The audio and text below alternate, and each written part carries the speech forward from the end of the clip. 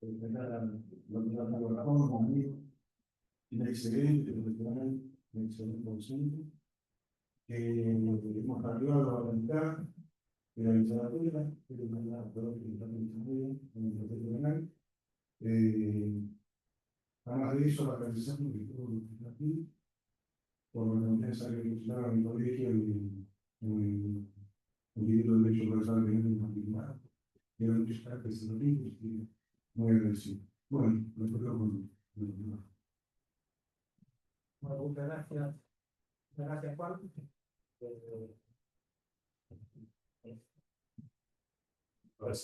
Bueno, muchas gracias por el doctor Juan Hidalgo, por haberme convocado a esta jornada. Y la verdad que he visto en su desarrollo la presencia de numerosos puntos para los cuales se va a y además le agradezco que sabe cuál es mi postura crítica frente a la comunicación de la red y además me convocan con el que no sobre todas las salas de otro.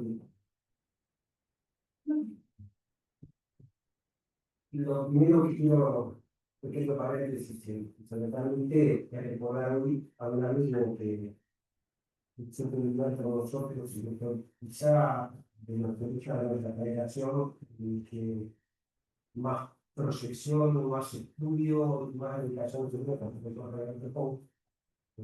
con quien nos unimos muchas veces compartir defensas y observaciones, enfrentarnos.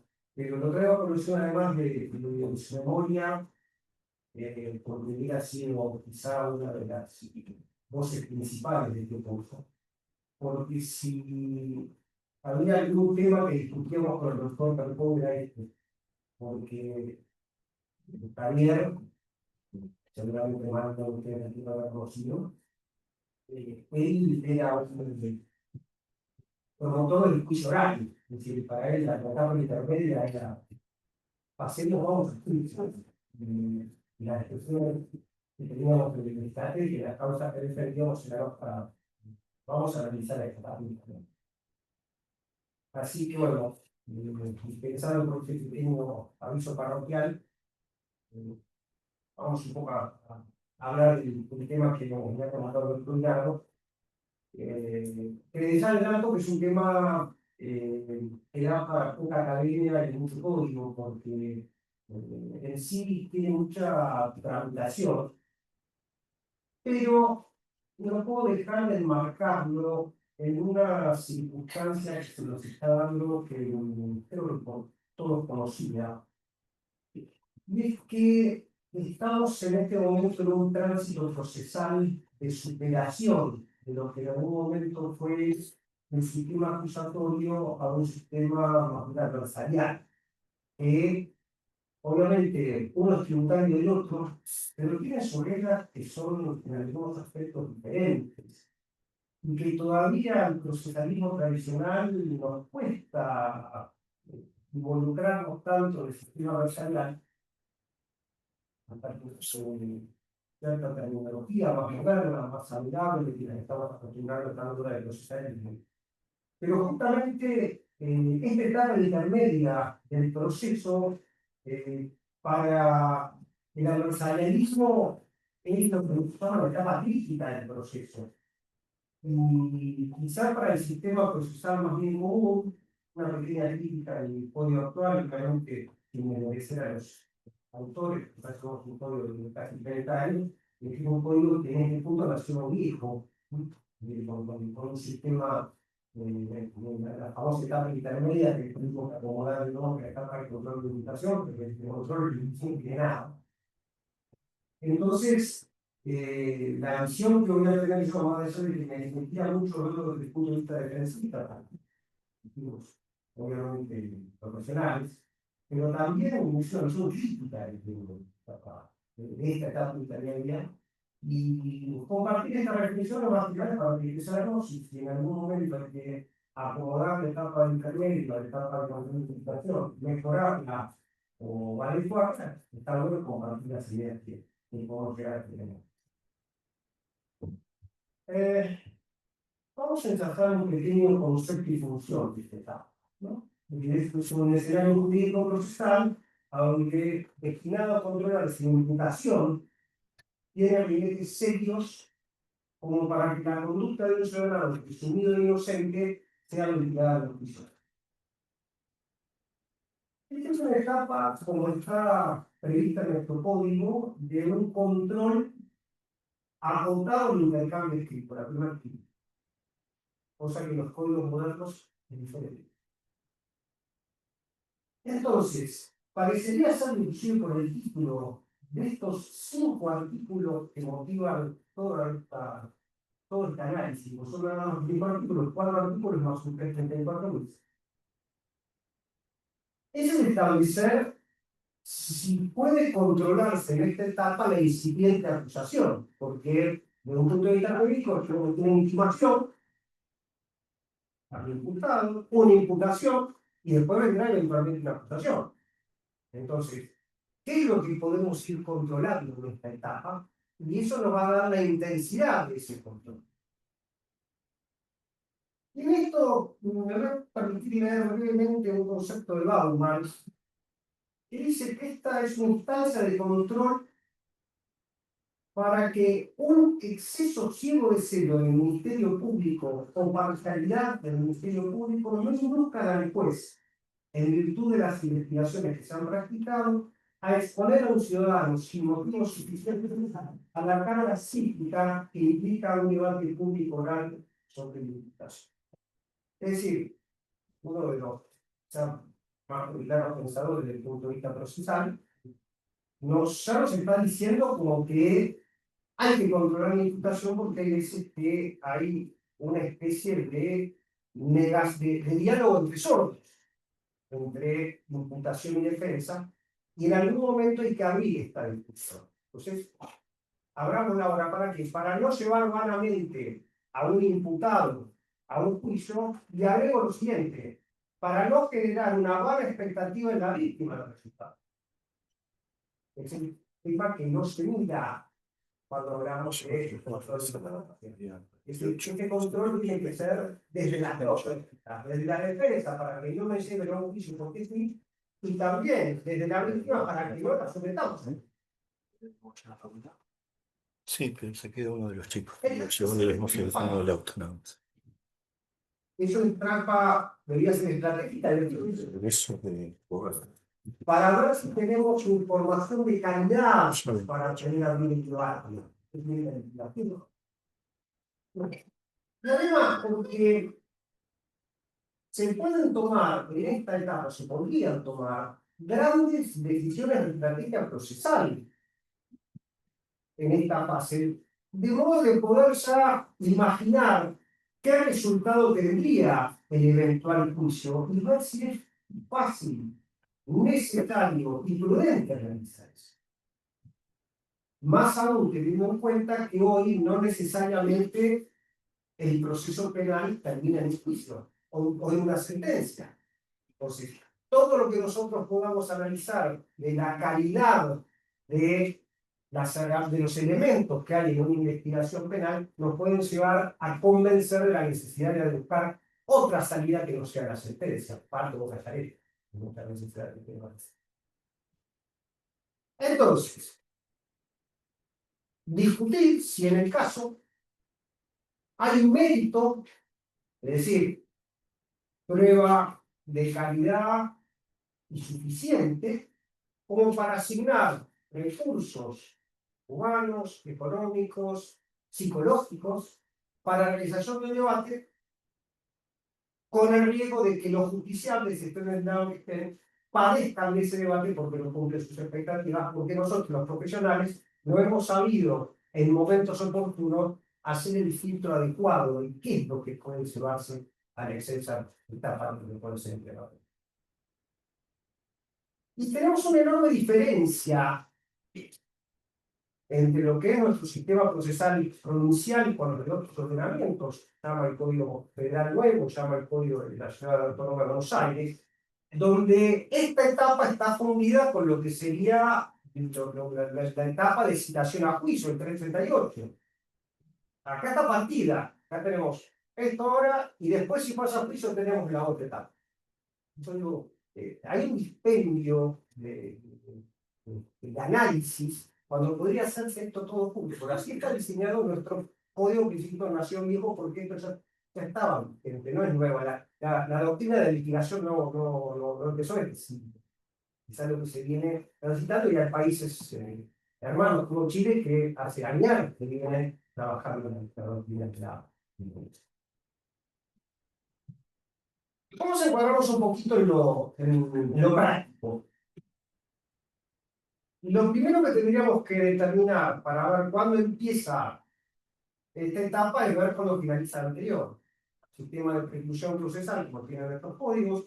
Preclusión que se utiliza fundamentalmente para el tratamiento de las nulidades.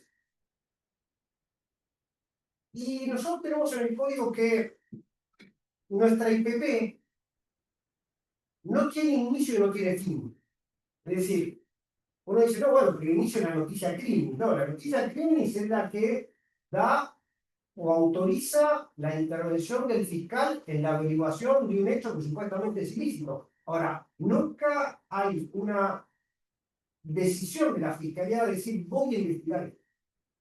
Es decir, el objeto procesal, que para nosotros los defensores es fundamental, ¿qué estás investigando? O para la víctima, más bien, doctor, ¿qué está investigando? ¿Está investigando lo que me pasó a mí o está investigando otra cosa? De la misma manera, la IPP común, si no tiene ningún conflicto, termina, se agota. No tiene una decisión de finalización, salvo que, por el 334, segundo párrafo, haya pruebas pendientes. Entonces ahí sí el fiscal tiene que dar por concluida la investigación, notificar a la defensa, quiere seguir con la prueba, con el trámite con la fiscalía general. Entonces, si fuera un IPP común, termina cuando se inicia la etapa siguiente. Cuando hay pruebas pendientes, hay un acto de clausura del IPP. Y esto es trascendente, insisto, porque de algunos de los exégetas del código, el doctor Legerito, fue de Dolores, camarista de Dolores, tiene el criterio de que no se pueden plantear en esta etapa de control de imputación nulidades vinculadas con el IPP. Cuando aquí en La Plata es lo más frecuente que no lo puede hacer, porque no hace esta diferenciación tan tajante de las etapas procesales.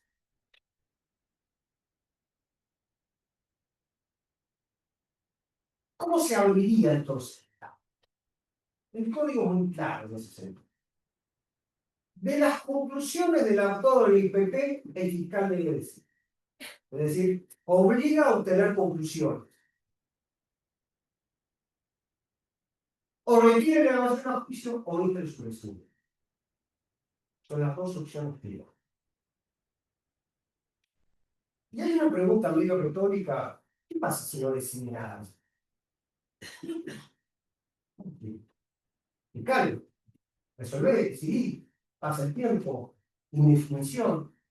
Nuestro código no dice nada. Por ejemplo, el código de la Ciudad Autónoma de Buenos Aires es muy clarito. Si el fiscal no decide, pasa el tiempo, la causa se archiva y ese archivo tiene el alcance no definido.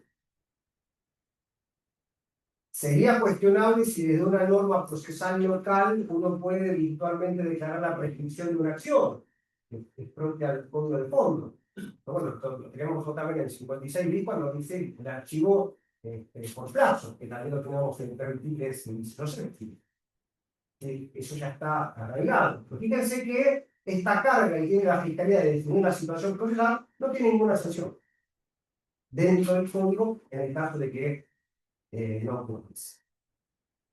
Bien, vamos a empezar por el requerimiento de evasión. El requerimiento de acuerdo a cómo está plasmado, para ustedes será explicado este tema, pero si no, o sea, conocido, ya sabemos que es el requerimiento, pero lo hago para todos situar. Es un acto formal, esencial y exclusivo del fiscal. Y remarco el tipo de exclusivo. Pareciera que todavía seguimos desconociendo la doctrina Quiroga, Santillán, la ley de víctimas, el reconocimiento procesal que hoy tienen las víctimas instituidas como sujeto procesal activo dentro del proceso, pero no está convidado el particular notificado o la víctima como accidental a participar de este acto de ejercicio de la acción. Seguramente si uno lo hiciera, no le diría nada, pero no está previsto. Y obviamente estos fallos, fundamentalmente que yo desartizaron, que son además unos fallos didácticos para quien quiere, digamos, saber qué puede hacer una víctima en el proceso. Es parte, quizá un resabio de este sistema que la víctima era como molesta. Un famoso colgado de piedra que hablaba Couture, y que le vamos a dar cabida en la medida que pueda. Esto cambió. Hoy la víctima no es molesta, la víctima no viene por indemnización, la víctima no viene por venganza, la víctima viene por justicia. Por eso están las leyes a través de las cuales se le reconoce a la víctima esta legitimación procesal como tienen actualmente. Entonces, yo como víctima, como particular damnificado, quiero una causa de, no sé, un médico que desatiende a una paciente. Está imputado y la imputación es por homicidio culposo o lesiones culposas. Y para mí sería abandono de persona seguido de muerte. Y soy particular damnificado. Nunca lo puedo intimar de esta manera. Ni en el 308, ni en esta oportunidad. Y yo no voy más como era antes, y como decían los ricos, en el SIDECAR, en el SIDECAR de la Fiscalía. Yo como víctima o partido tengo legitimación propia. Y Quiroga y Santillana hasta me reconoce que me puedo acusar y mantenerme.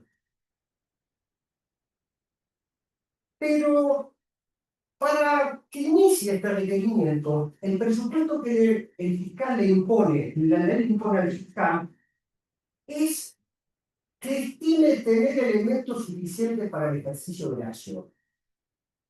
Entonces, no es que, como a veces repetimos mal, el fiscal pide la elevación a juicio porque está seguro que llega una condena. No. La ley le da un pasito más atrás. Señor fiscal, ¿usted cree que va a estar en condiciones de poder sostener la acción penal en otra etapa? Sí, requiere. Con lo cual, se hace una lectura inversa. Si cree que no va a estar en condiciones de sostener la acción penal, no requiere. No que va a lograr una condena, que es distinto. ¿Va a estar en condiciones de jugar este partido? Juegue. No si está en condiciones de ganar este partido, que es distinto. Y eso también es algo favorable hacia la defensa de cómo tiene que encararse esta. ¿Sí? Nunca puede encararse el requerimiento desde el punto de vista de asegurar resultados. Porque bueno, es tremendo, siempre es así. Por eso, pero esto también es importante desde la óptica defensista que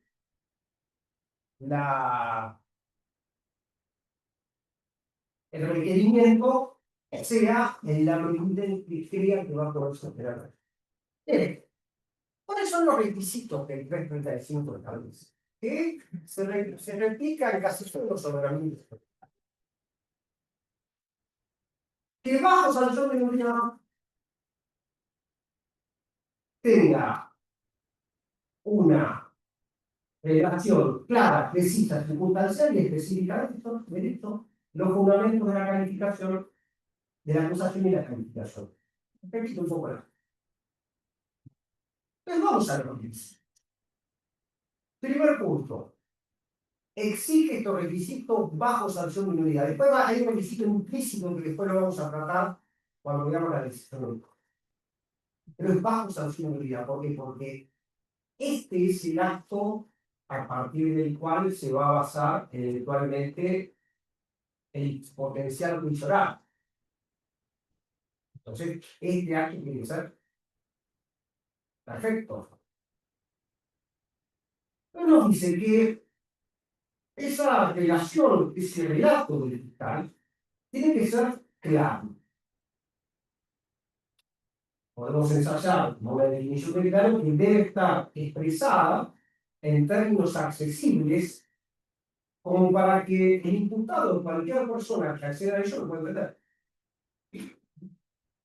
Como decía Mancini, nadie puede defenderse de lo que no conoce. Entonces, imputado, te voy a explicar claramente cuál es el hecho por el cual quiero que a vos te sometan a juicio. no le voy a decir, quiero que a vos te sometan al juicio por el delito de circunvención incapaz. El imputado va a mirar con los ojos azorados de quién está hablando. Ahora, si yo le digo que lo que vamos a hacer es investigar la conducta del aprovechamiento de una circunstancia en la cual una persona desvalida fue obligada a entregarle un bien a pesar de que no comprendía lo que estaba haciendo, una estafa, pero un tipo de defraudación, la relación debe ser clara. Además, dice que debe ser precisa. Y parece no que uno tenga que reclamar la ley a esta altura del desarrollo institucional del país, que debe indicar los datos que permiten identificar el hecho, porque después va a ser algo disminuido. Día, hora, fecha, lugar, las circunstancias. Reclamar que sea de esta manera. Circunstanciada, es decir, una descripción completa con de la conducta atribuida, con especial atención a la intervención del imputado, el modo comisivo, los antecedentes concomitantes, las consecuencias, los alcances del delito, es decir, qué bienes fueron afectados. Y específica, muchas veces hay más de un imputado o un imputado debe responder por más de un hecho. Bueno, todo esto tiene que estar perfectamente expresado en el requerimiento de la juicio. Y por dos motivos tiene que estar expresado. Primero, porque la carga legal para la fiscalía la impone el 335. Fiscal no tiene que hacerlo de esta manera. Pero además, y en espejo, porque yo de esta manera, como me voy a poder defender de eso, y vuelvo a la cita de Mancini, si a mí no me explican claramente de qué me tengo que defender, mi defensa no va a ser correcta, exacta. Esa es la teoría de la imputación. La imputación no es solamente el ejercicio de la potestad acusatoria, sino que tiene como reflejo la necesidad constitucional de que el ciudadano presumido inocente se defienda de una acusación clara. Por eso se reclama que sea clara. Y por eso hay tantas debilidades. Cuando muchas veces la Corte dice, no entiendo por qué lo dice. Después vamos a entrar en el contexto. Después el 325 dice, y demás fundamentos de la acusación.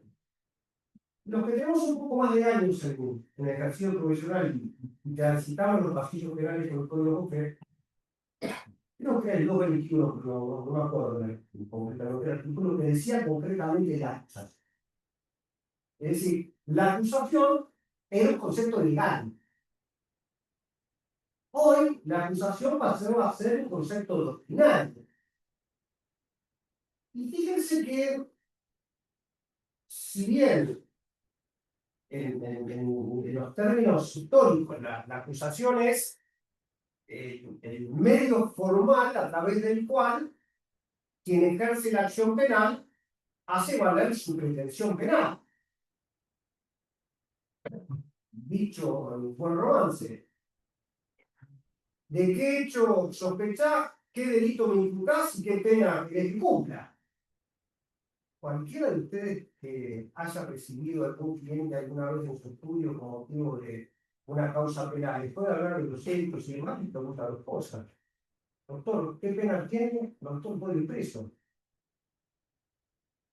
Y resulta que estamos en un requerimiento de elevación a juicio que nos dice y demás elementos de la acusación, y no aparece hasta ahora unos elementos esenciales de la acusación, que es la pretensión, que en materia penal es la aplicación de una sanción penal. Nunca van a encontrar el principio de un requerimiento de elevación a juicio, porque, insisto, esto se aborda desde la óptica de la investigación, no desde la óptica del procedimiento actual, en el cual voy a decir ¿qué expectativa tenés en este juicio? ¿Cuál va a ser la sanción que me podríamos imputar? Porque esto sirve para hablar los otros institutos que después van a ver. Es decir, hasta ahora hablamos de hechos, de autorías, de calificaciones legales, y el ciudadano dice, che, ¿qué me puede corresponder a mí? ¿Qué es lo que el fiscal quiere que me dé a mí? No aparece. Y sería muy útil que pudiera tomársela, insisto, por la vigencia de otros institutos, inclusive por la competencia de qué tribunal corresponde. También la ley exige que debe determinarse la calificación legal. Y, es decir, la apreciación jurídica, la tipificación de derecho investigado. ¿Qué pasaba? Y acá también va a haber un debate, una discusión. Se dice que el Estado tiene una chance para perseguir a los ciudadanos que son inocentes. Entonces, ¿qué pasaba? Muchas veces hay hechos que son difíciles de encuadrar jurídicamente. Y yo como imputado, frente a un hecho similar, que es el disparo de un arma de fuego, alguien me puede atribuir ese hecho que es un abuso de arma, o alguien puede atribuir lo que es una tentativa de homicidio. Estará vinculado a 20 centímetros para arriba o 20 centímetros para abajo. Te apunté o no apunté. Y no es lo mismo defender una tentativa de homicidio que las consecuencias que defender una abuso de armas. Entonces, el código, en los parches que ha tenido, ¿cómo resuelve esta situación? ¿En un espectro de garantías? No. Le posibilita fijar que es hacer calificaciones alternativas como tiene a sabor. Porque yo, no solamente como defensor, dice, che, pero si la instrucción a mí me atribuyeron este hecho, y este hecho lo calificó el fiscal en la intimación como tal delito, pero resulta que ahora, sin haberme convocado nuevamente, dice que también el hecho podría ser este otro delito. Parece que hay un exceso de defensa de la posición acusatoria frente al imputado, que es el lado más débil de la contienda. Pero, por cómo está redactado, hasta el código admite que sea una calificación sobre hechos alternativos. No, sí, pasaron de casa. Una cosa que puede decir, bueno, si esto es abuso de armas, tentativo. Ahora, ¿cuál es el hecho alternativo a este? Si nunca me fue imputado, no fue intimado ni imputado. Acá hay una redacción defectuosa que podría llevar a que algún acusador también meta un hecho alternativo. Sería un absurdo, pero cuando la ley no es clara y no está tachada esta frase, alguien podría interpretar que podría ser. Pero, más allá de todo, esta calificación legal del requerimiento es determinante, evidentemente, para la reforma sobre el encuentro. Más en materia penal. Es decir, mira, no y va a permitir la cosa del cual los hechos de acuerdo a su real conocimiento de la ley. Pero también como imputado tengo derecho a saber qué sospecha qué delito sospecha el fiscal que yo cometí, más allá del delito. Pero esto parecería ser más una discusión de academia que concreta en el proceso penal. Vamos a discutir los hechos y las pruebas, después vemos a lo sumo si es típico o atípico. Ahora, después, ¿qué calificación legal tendrá? Dicho veamos en el eventual juicio, no necesariamente ahora. Salvo que lo usemos para no salir. ¿Qué posibilidades tiene la defensa frente a este planteo formal exclusivo del acusador público? En estos 15 días que el juzgado otorga la defensa tiene derecho a controlarse. Y estos controles pueden ser de tres tipos. La doctrina te habla de control imperativo, facultativo o negativo.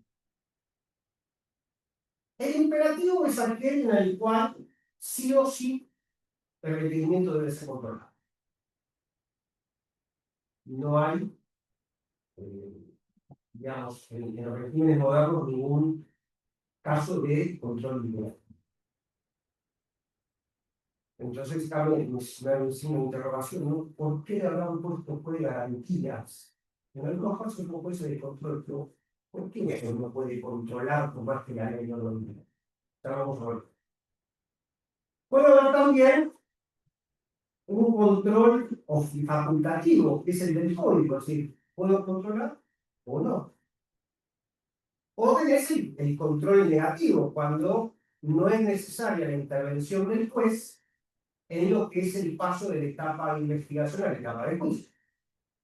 Como quiso ensayar, por ejemplo, esto lo nombra Roxin, la Alemania posguerra, que no querían, decían que era necesario pasar por las fauces del juez si querían elevar la causa.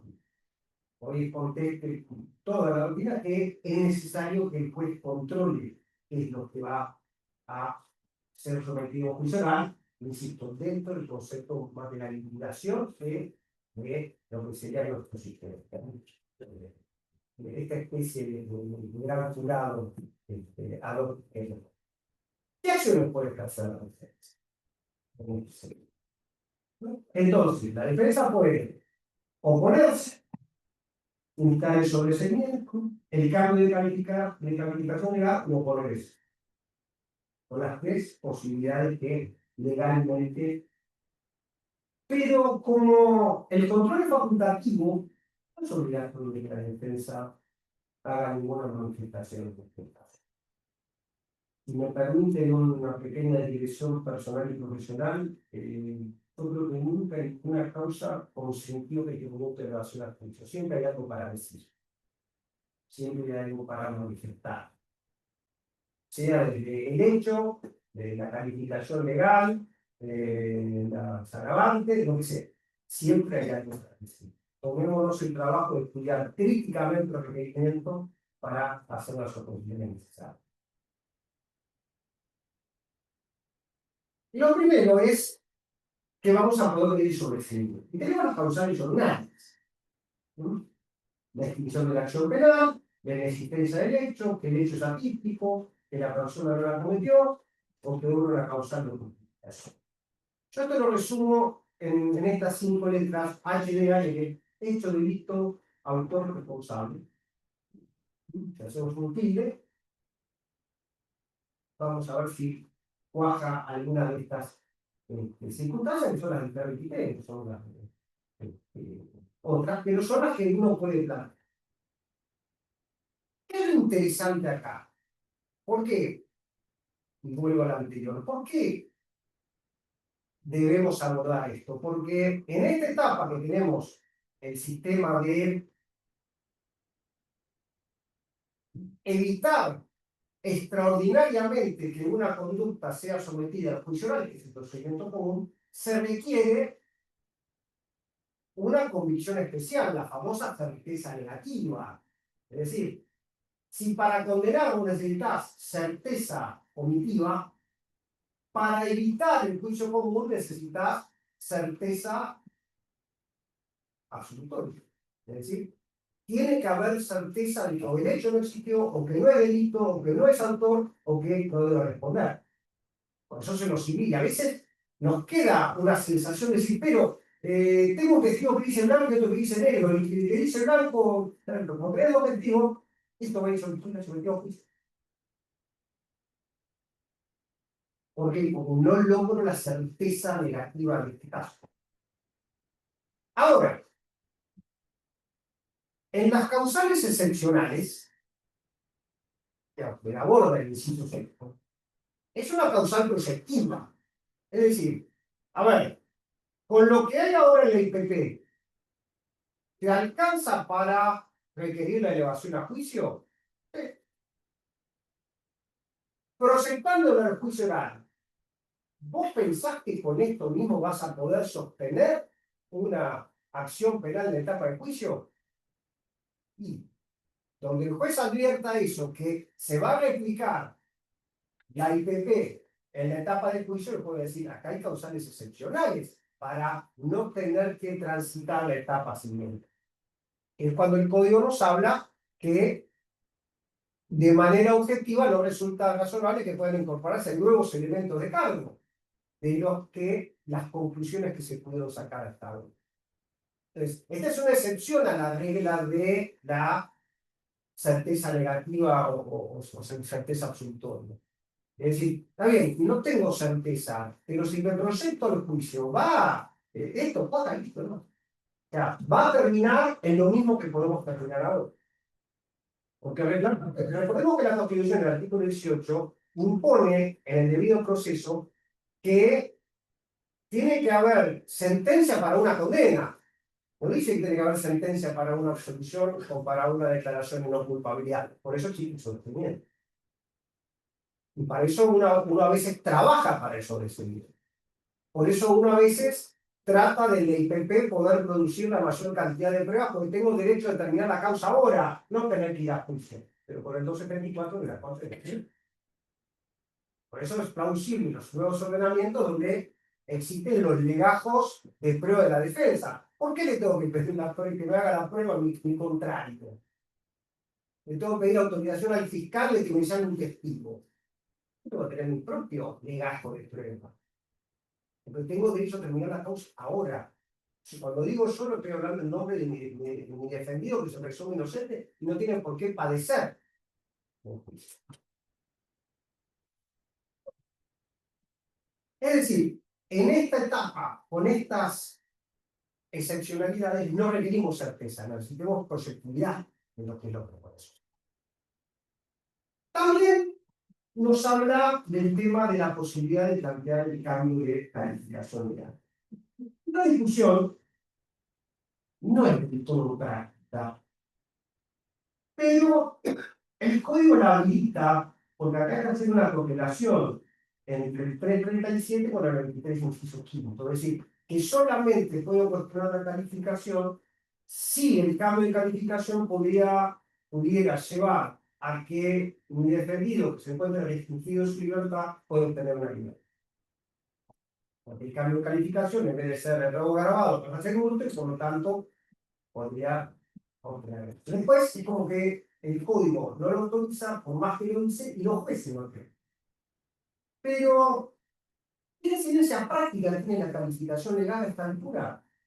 Esencialmente lo que va a tener es la posibilidad de la asignación del órgano que va a intervenir, que correccionar o criminal. Después no va a tener ninguna otra incidencia. ¿Por qué? Porque en la experiencia que tenemos en los juicios orales, nadie se basa en el auto de citación a juicio, sino que nos basamos en los requerimientos. Incluso nos sucede que los fiscales, cuando se inicia, se habla de los lineamientos o el objeto del juicio, digamos, cuando se inicia el proceso, el fiscal repite el requerimiento, no repite el auto de evasión a juicio. Este control al final, es decir, no tiene los efectos que la litigación tiene. ¿Qué excepciones podríamos proponer en este caso? Algunas de estas excepciones se confunden con las causales de sobreseimiento. Pero ¿dónde está un poco la estrategia de diferencia? Que, como toda excepción por ser un instituto autónomo, me permitiría producir pruebas de esa excepción, cosa que el fiscal me la vino ordenando también, por eso el código la autoriza esto. Entonces no tenemos perfección de cosas contadas, cosas transitorias, o eso que está teniendo otro juicio, la fue resuelta, que la excepción penal está extinguida por cualquiera de las causales. La de falta de jurisdicción y competencia, dicen, pero que a esta altura. Sí, porque esto es un resabio del Código Compré que decía que la jurisdicción y competencia se iba a dirimir al momento de celebrarse el juicio. ¿Cuál era el tribunal de juicio? Que era el juez natural. Y esto se mantiene. Es decir, hasta ahora pudo haber transitado un juez incompetente de un fiscal que no le correspondía. Si fuera sido un juez que por la materia no le correspondía a un fiscal, pero no cita el fiscal natural, porque se lo hace en esta, hasta podría ser nulo si un tema de materia. Y si lo grave, la resolverlo sin ahora. Y lo importante es la excepción de falta de acción. Porque puede ser que la acción no pudo haberse promovido. Primero, cuando un pequeño caso que tuvimos, una persona denuncia a otra que publicó unas fotos que no correspondían. El fiscal lo imputó, le tomó declaración con el artículo 308, por haber publicado estas fotos, haber violado la privacidad de la otra persona. Fue requerido de evasión a juicio, no hubo oposición, el juez se elevó a juicio por simple decreto, se instaló se radicó en el tribunal del juzgado correccional, el juzgado correccional se citó a juicio, ahí empezamos a intervenir nosotros, tenemos una reunión con la fiscalía para abordar una salida alternativa, y en un momento nos damos cuenta de una cosa. Este es un delito privado. O sea, transitó 1 año y medio. Nadie, yo mismo cuando empecé, no tampoco, y en un momento no, que es un delito privado. Tuvimos que poner, pero nadie hasta ese momento, con lo cual hubo que declararse único, pero para acá. Entonces, no pudo promoverse nunca esta acción. O que la acción no fue legalmente promovida. Podemos hablar de los casos de denuncias prohibidas, de un padre de denuncia a hijo por Roberto Queiro. O porque no puede proseguir esta causa, los delitos fundamentalmente de la libertad sexual, si no hay una promoción de la víctima, delitos públicos en instancia privada, si no invitó a la víctima, no puede seguir. Si no hasta acá, no invitó a la víctima, no puede seguir. O que se encuentre extinguida la acción, volvemos a lo mismo, por muerte, por prescripción, por amnistía, o la novedosa que tanto cuesta insertar, que hemos trabajado mucho con el doctor Percón y con el doctor Hinado, la reparación integral. Que hay una enorme resistencia de cosas. Pero no nos alcemos contra el legislador nacional, que en el 59 sexto dijo reparación integral tiene. Le guste o no, faltará la pensada, pero está. Bien, ¿qué va a resolver esto?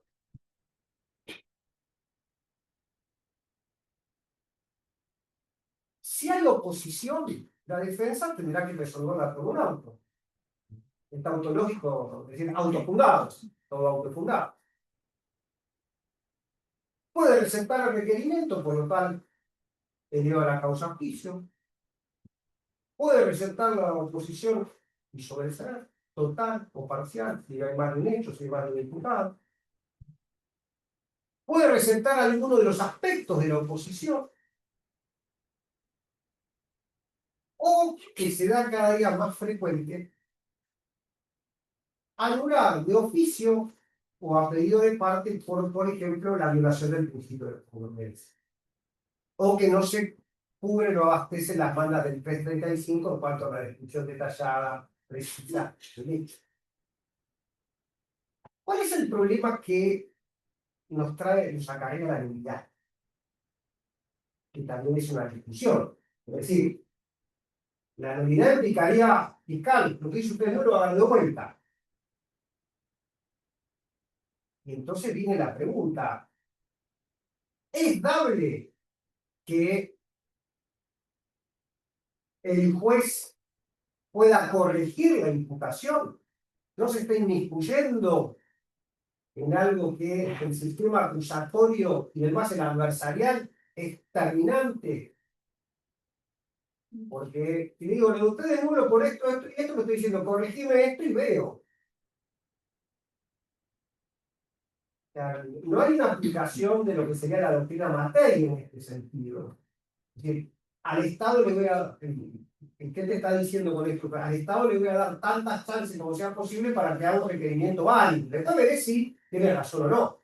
Y acá el tema no es un tema de que si el fiscal no logró conformar un requerimiento, ¿no será que no tiene elementos para hacerlo?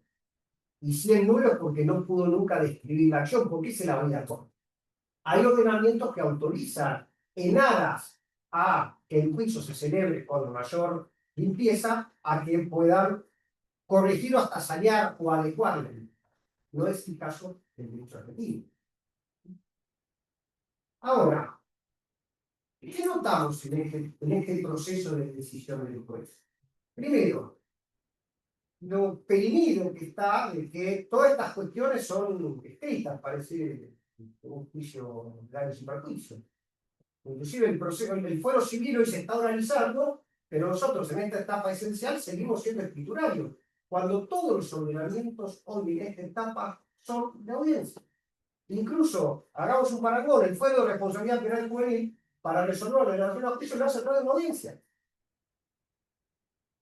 Entonces, proclamamos la oralidad, pero le tenemos miedo a la oralidad. Proclamamos la oralidad y leemos. Entonces, ¿queremos la oralidad o no la queremos? La oralidad tiene sus beneficios, pero también tiene sus recaudos. ¿Cuántas veces nos toca que vamos a un juicio y ves que todo lee? Entonces, acá lo mismo, si vamos a hacer una etapa de discusión de si la imputación tiene los ribetes para mandar un juicio, hagamos una audiencia en la cual podamos discutir, más allá del escrito, las bondades o los errores que puede llegar a tener la imputación. Y no solo desde el punto de vista de la defensa, vuelvo a lo mismo, también hay que tener actualmente la óptica de la víctima, que está esperando a ver qué pasa con su situación. Y resulta que es todo escrito. Debiera hacerse un escenario, como tienen los demás ordenamientos, de que esto se discute en una audiencia. Otro tema como para dejar una reflexión. Es dable que el mismo juez que dispuso la detención, te rechazó la excarcelación, dictó la prisión preventiva, te rechazó la morigeración, te rechazó la libertad y la carcelación extraordinaria, te rechazó no sé cuántas otras cosas más, sea el que resuelva el requerimiento de elevación a juicio. Alguien te va a decir, por practicidad, ahí sí ya conoce la causa. Y yo te diría que murió la causa, ¿no? Por eso, en Estados Unidos sí tenía jurado. Eso es lo que va a resolver el sistema judicial. ¿Qué le voy a pedir a un juez que todo eso y que capaz que lo dice convencido? No lo critico por eso, pero no es el juez objetivo e imparcial que necesito, fundamentalmente el objetivo, que es uno de los atributos de cualquier magistrado, ¿no? La objetividad. No la tienen. Ya me lo ha demostrado reiteradamente. ¿Por qué? Porque todas las decisiones de todas fueron fundadas, y cuando uno lee los fundamentos, no tengo manera de convencer, porque no me escuchan. ¿Y algo de eso es esta universidad? Ahora bien, como decíamos antes, ¿de qué manera vincula la decisión del juez al resolver la oposición a lo que sigue? Nada. Es decir, se va a abrir la instancia de enjuiciamiento y la fiscalía va a estar con su postura, la defensa va a estar con su postura, y el juez que reciba no puede tocar la IPP. Entonces, es como que es un control que se agota ahí. Pero no es la idea del control de la imputación esa. Porque si la idea es hacer un filtro, hay que ver qué llega, y el filtro no son cuestiones jurídicas, el filtro son más que nada cuestiones fácticas y probatorias. Y esas generalmente están incólumes a la etapa. Perdón. Sí, ¿En qué momento se puede pedir el hecho de la reparación integral? ahora sí. Bueno. Ahora sí. Bien. ¿Qué sucede? Pero te voy a decir que es apelable, cualquier resolución que tome el juez, por el particular verificado, la fiscalía o la defensa, según como vaya resuelto. A mi juicio no es vinculante para la etapa de juicio, nadie lo dice. Y si no hay oposición, se eleva por simple decreto. Y acá donde de vuelta no es un juez de garantías. El hecho de que el defensor se duerma, sea un mal defensor, no haya podido lo que fuere, autoriza a que pase un elefante. Porque a veces pasa un elefante. Es decir, si bien no hay un control imperativo como vimos hoy, si el juez oficiosamente, por el 204, puede ver que esto abastece la validez de los requerimientos más allá de sí de las razones. considero que sería un paso muy adecuado en este sistema que más allá de la actuación del abogado, del defensor, el juez pueda o deba revisar la legalidad del requerimiento en base al 335. ¿Por qué? Porque el 335 no dice que lo sanciona, lo hace bajo sanción de nulidad a pedido de la defensa. Bajo sanción de nulidad. Y hay muchas realidades que no consultan los jugadores garantizados, no son tantas causas de las que hay oposición. Entonces, no cuesta nada, cuando no cuesta nada, no es un tema voluntarista. El requerimiento debería ser leído para que el juez ponga pase a juicio. Con la secuela que tiene para él justiciable y también para la víctima. Que esto vaya por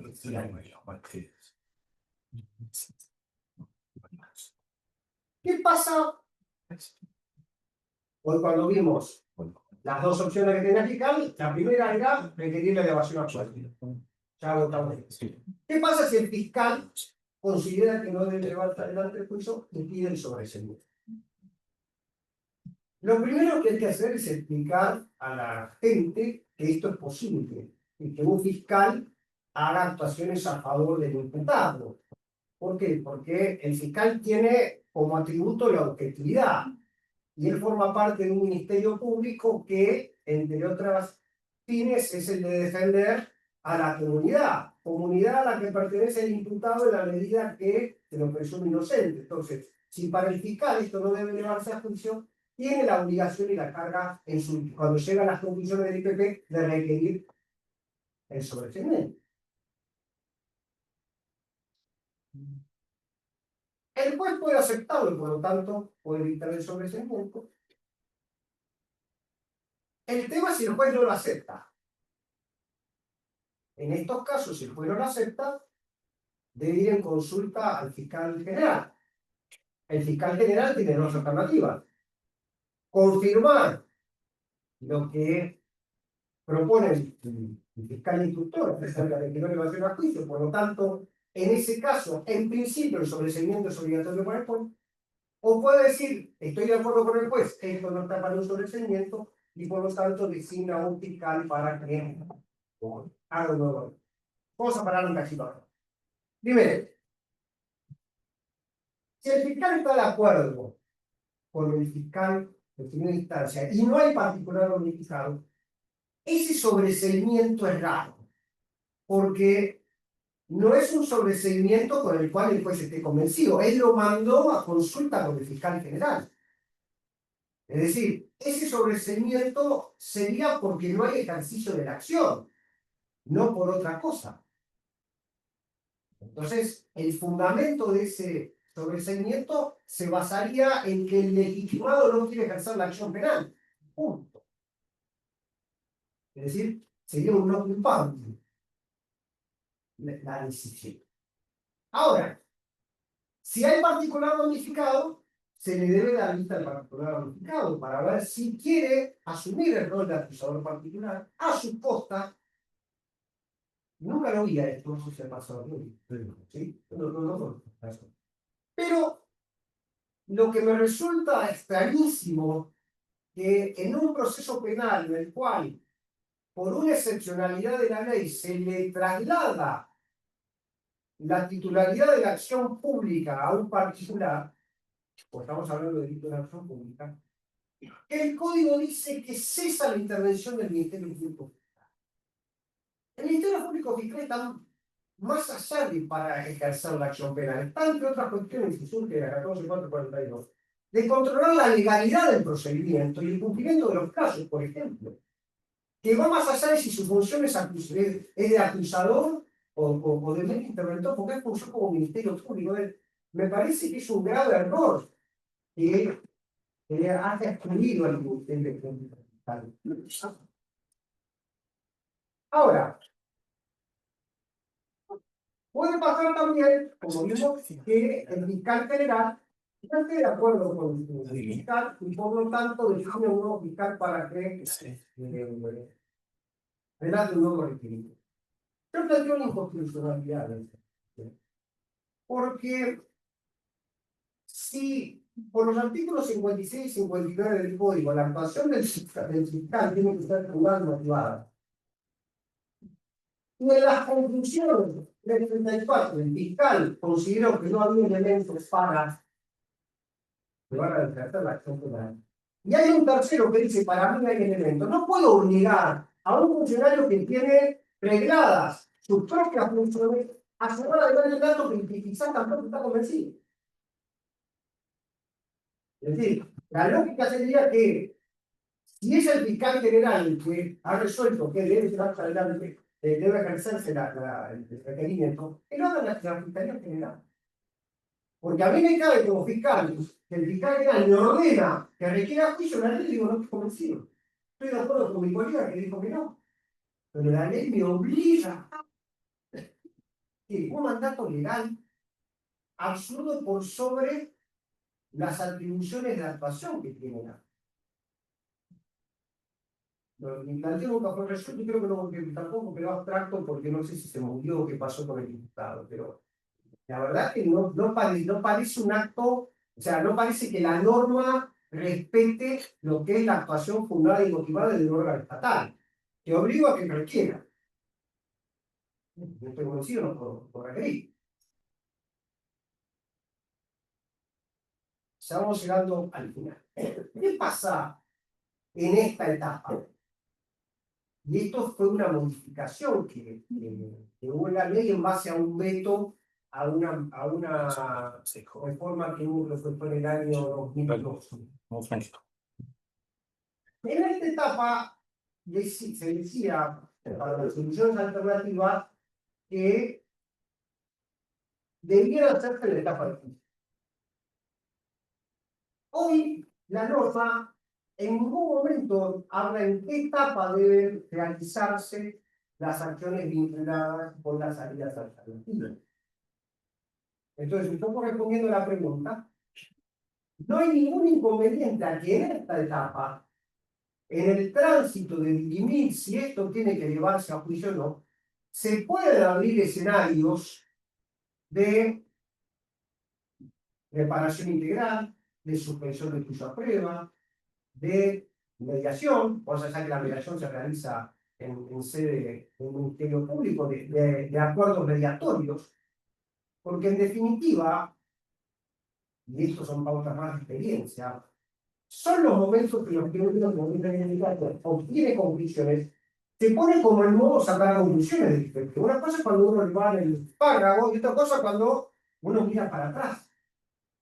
Y en ese sentido, en el Departamento Judicial de La Plata hay habilitación por parte de todos los juzgados para transitar en esta etapa las posibilidades de salidas alternativas. Porque uno de los temas justamente que aborda esta situación en lo que se denomina la función selectiva, ¿no?, de lo que es esta etapa, es parte de una política procesal que trata o señala que la optimización de los recursos debe hacerse en la mayor cantidad de instancias posibles. Y si en esta etapa podemos dirimir la situación, recuerden que el derecho penal moderno apunta más, no apunta tanto como el derecho penal ortodoxo al delito, sino que apunta más al conflicto. Entonces, si yo en esta etapa puedo dirimir el conflicto que vincula a dos ciudadanos y que estamos de acuerdo que es solucionable, ¿por qué tengo que pasar a una etapa posterior si no puedo solucionar ahora? Pues no hay ningún óbice, no hay ningún impedimento, ni legal ni jurisprudencial, para que en esta etapa se aborden las distintas institutos que tenemos para poder dirimir esta cosa. Para ir terminando, ¿qué deficiencias básicas se encuentran en el sistema vigente de esta etapa de control de imputación? Primero, que no hay intervención del acusador particular en el requerimiento de elevación a juicio. Esto hace a un desconocimiento de las actuales tendencias y al reconocimiento de los derechos de la víctima. Que el juez no esté habilitado a intervenir oficiosamente, lo que hablábamos hoy, el tema de la posibilidad de que se declare una nulidad del requerimiento de elevación a juicio.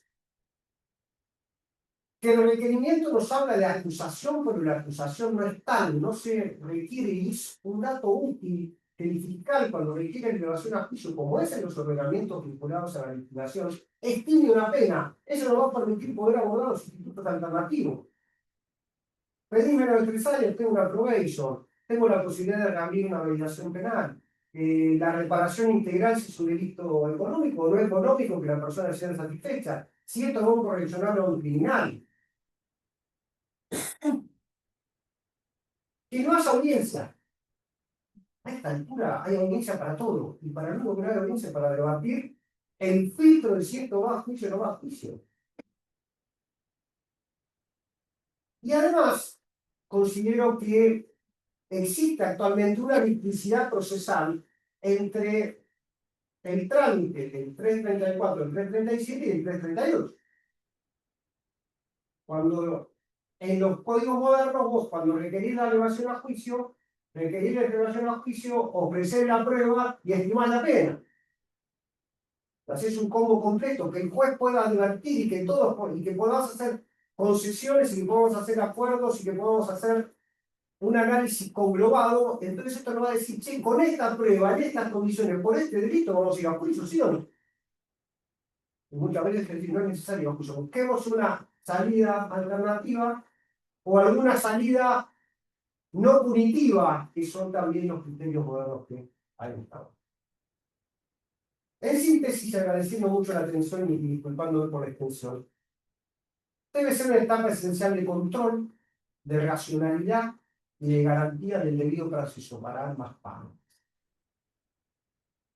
Tiene que haber un equilibrio entre la potestad punitiva estatal, el derecho del imputado, y creo fervientemente que si no mejoramos esta etapa de control de la imputación, o la mantenemos como hasta ahora, más allá de los esfuerzos de la Corte, hay una acordada que es la 2640, que ya en muchos departamentos judiciales ha puesto el énfasis en buscar herramientas de la litigación para mejorar la calidad de los juicios orales. Si no ponemos énfasis en esta etapa, va a ser muy frustrante para el imputado con lo que es ser sometido vanamente a un juicio, para la víctima, que la realización de un juicio le genera una expectativa que quizá no se logre, pero fundamentalmente para algo esencial que es el servicio de justicia que debe brindar el Estado, que está tan cuestionado y estamos siendo tan auditados en nuestra eficacia, que muchas veces pasa por no haberle puesto foco en el momento oportuno a aquello que vale la pena que sea sometido a un debate. Muchísimas gracias por su atención.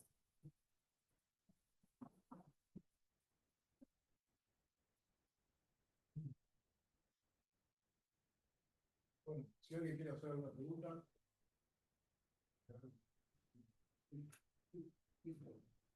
Yo había preguntado, pero ¿en qué momento se puede pedir la reparación integral? Para que no antes del juicio oral.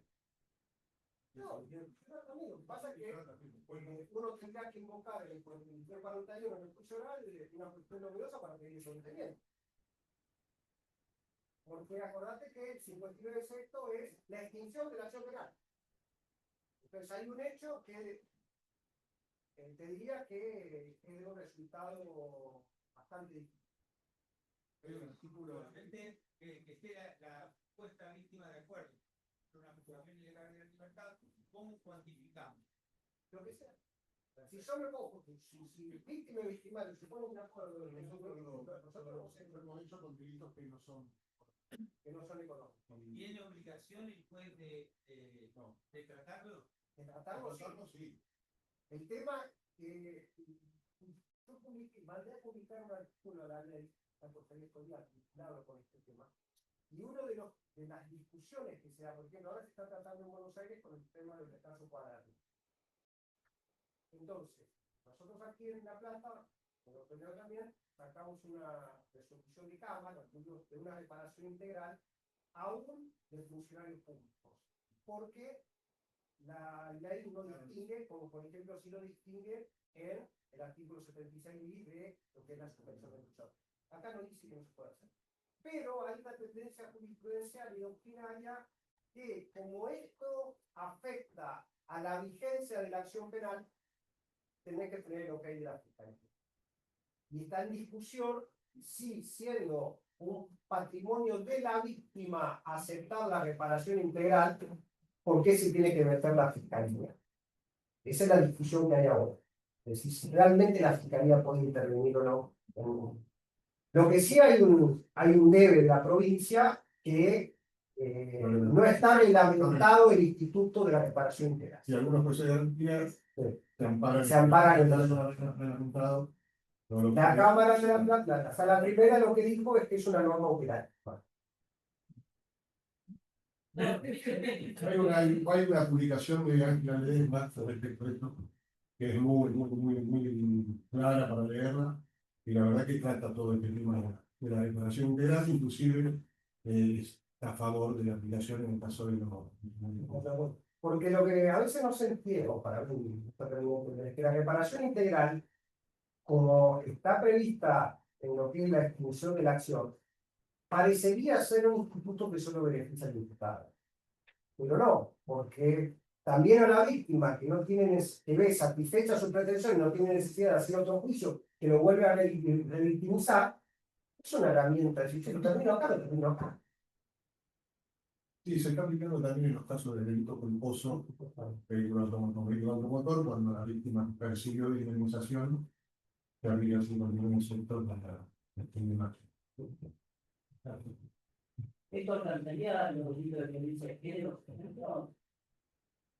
Y el fallo Góngora, la casación, recientemente, que se llama Pilar, dijo que si hay acuerdo entre víctima y victimario, no tendría por qué meterse la. O sea, es como que hay una revisión del fallo. Más o menos, sí, dice que Góngora no es una aplicación a todo, Exacto. cada caso se debe tomar en particular. En este caso en particular, en el falla Uyú, era una menor de razón. Por ejemplo, también hay un medio conocido de jugador de fútbol, el Laucha Costa, también en conflicto con la mujer, que hizo un acuerdo y no. Claro, lo que parece es que como que tiene mejor posición de una persona adinerada que un pobre. Entonces, eso es lo que parecía tocar un poco. No, ventaneado porque por poder reponer la reparación. A veces, pero como decía recién el doctor Ricardo, a veces la reparación es por la compañía de seguro. La compañía de seguro. Pagó la indemnización, listo, está reparado. Eso puede ser más pobre y más rico. Ahora, La diferencia, como que todo tiene un precio, ¿no? Una situación legal de la libertad, te doy 100.000 pesos. No, te doy 100.000 dólares. No, te doy 500.000 dólares y acá cualquiera. Eso acá. lo que pasa es que lo que no se alcanza a comprender ahí es que esa persona que es víctima del delito de privación ilegal de la libertad tiene expedita una acción civil contra el privado de la libertad. Entonces, ¿para qué vamos a duplicar acciones? Si en el mismo, porque la acción civil tiene penal, no sé si alguna vez, como que la Igual es el tamaño. de la mano, Pero esto es un clavo. un punto pequeño, de hecho, la ley eso existe. Entonces, si yo puedo pactar con mi victimario cuánto vale la privación integral de libertad, prefiero pactarlo yo, porque lo pacta un juez. Un juez. Sino, es como que yo soy liberal y privatista. Ahora, hay una privatización del derecho penal que es rara. ¿Por qué? Porque viene del tema de abordar al derecho penal desde el conflicto y no desde el delito. Pues hay un conflicto, se solucionó, hasta se pusieron de acuerdo los bancos, derecho penal no firmó. Doctor, tengo una pregunta. En el caso de que la defensa asuma en etapa de juicio, la defensa particular, ¿se puede plantear una audiencia del 338 las mismas excepciones que hubiera hecho o que tuviera que haber hecho la Defensoría Oficial al momento de oponerse al requerimiento de la En general, en la etapa de juicio, los jueces son muy proclives a admitir planteos, replanteos. No hay una prevención, porque la instancia es una sola. Y también habla de unidad de defensa, Exactamente. porque me hicieron la eso anterior que nos tenemos para. Exacto. Pero en general los jueces, porque que queda si no ya un lado el casillero del caso federal, un montón de cosas, pues diciendo, te lo digo en términos filosóficos. Doctor, no le cuesta nada abordar de cualquier cosa. Uno toma la culpa que el defensor anterior no le va a tratar. Yo me voy a plantear una indefensión, ya una nulidad por indefensión. Y en esto no discrimino defensa público-privada. La defensa pública es buena, muy buena. En La Plata es muy buena. Y en un juicio no se les pasa nada. En las distribuciones resulta imposible controlar. Los juicios son muy buenos. No se les va a pasar una vez. Así que bueno. Bueno, muchísimas gracias por estar aquí.